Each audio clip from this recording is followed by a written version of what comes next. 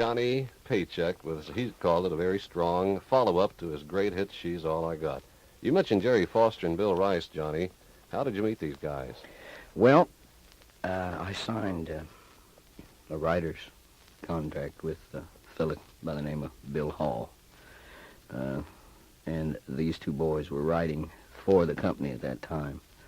And as a matter of fact, it was Bill Rice who sang the tenor on She's All I Got.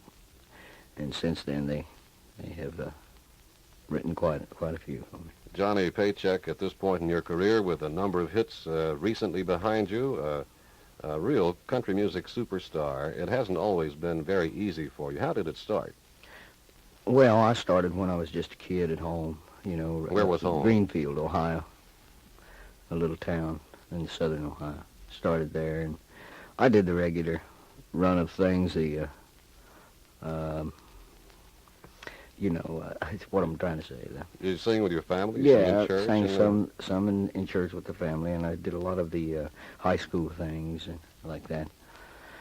And when I was about 14 or 15, then I left and started bumming around the country. Was it a pastime, country music a pastime for you then, or did you always want to make it a career? No, I knew that that's what I wanted. It was just figuring out how to get it, which took most of my life. You bummed around the country. Did you head for Nashville right away? I came into Nashville a couple times. I never did do anything. You drifted back pretty soon. I went to Florida one time after I came here, and another time I went to Texas. You know. Johnny, who were people influencing you in your musical career at that time?